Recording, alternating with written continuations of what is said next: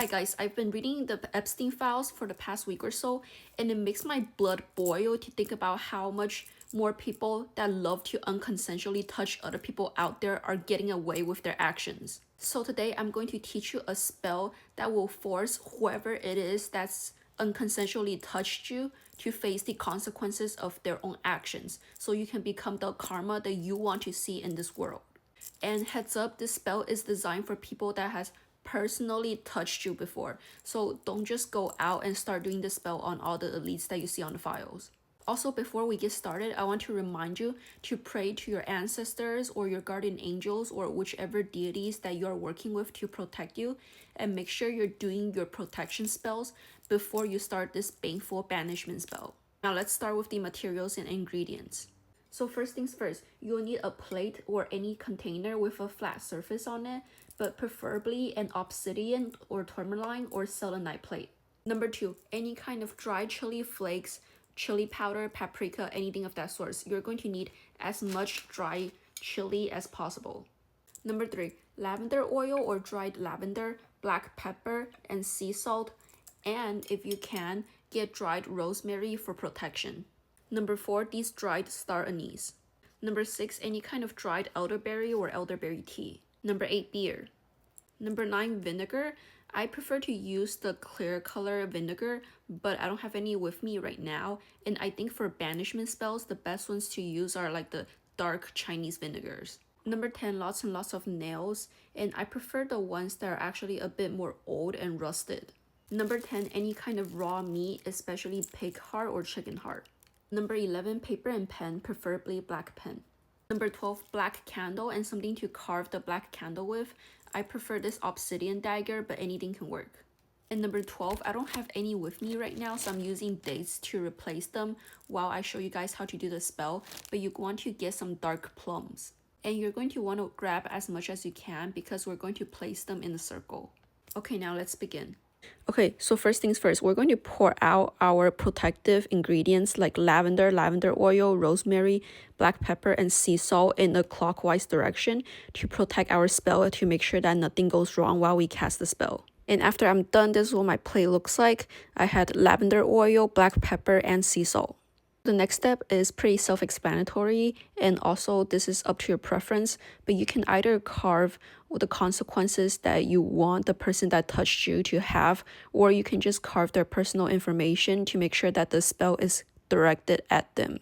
And for an extra step of protection, you can also anoint the candle with your lavender oil. The next step you want to do is to start spreading out your first layer of chili pepper in a counterclockwise direction around the candle.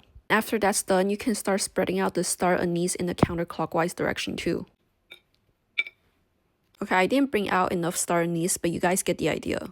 And the next thing you want to do is to take your pen and paper and write down everything that you want the other person to experience. And as you're doing this, channel and really feel all your negative emotions, especially if it's anger or something like extreme sadness and grief. I like to write my spells down 3 times, but you guys can do it once, twice, thrice, whatever you feel like. And after that's done, fold it in a counterclockwise direction away from you.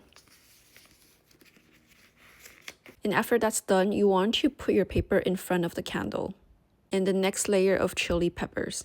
And I ended up pouring out a lot of chili peppers, but you don't have to use this much. You can use however much you feel like. And the next thing you want to do is to take your plums. I know these are dates, but let's just imagine that they're dark plums, and start putting them around your plate.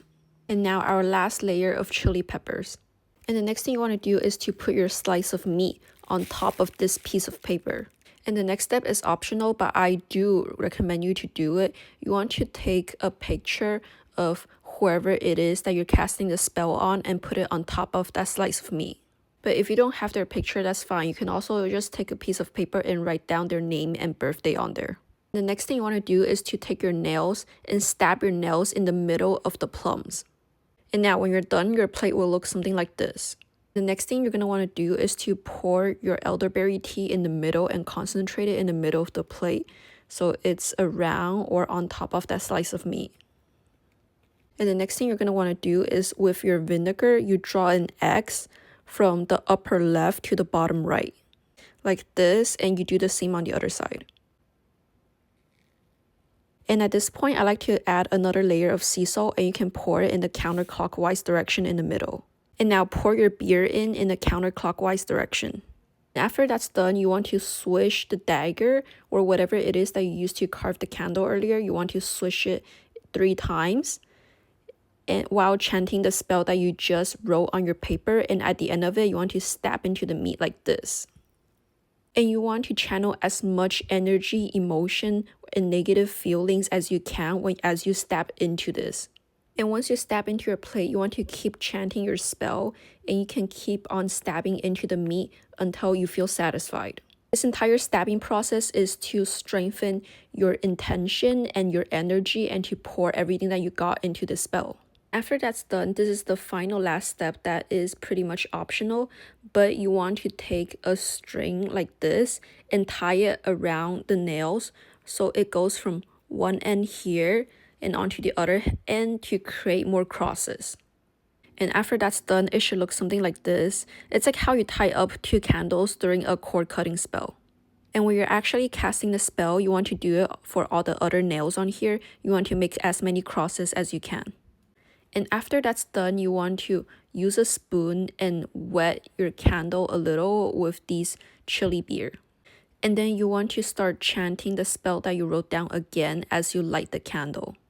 And after the candle finished burning, you can either flush this down the drain or flush this down the toilet, preferably toilet if you have a really good draining system. Or you can dump everything on the plate minus the nails. Take out the nails before you do this, but you can dump everything else into the ocean. And you would just throw away the nails normally. And after everything's done, you just want to do a regular cleansing spell and protection spell on yourself. And after that, you can just sit back and watch magic happen. And let me know if you guys have any further questions or you want a part 2 on this video. Love you guys, bye. Stay safe and stay protected.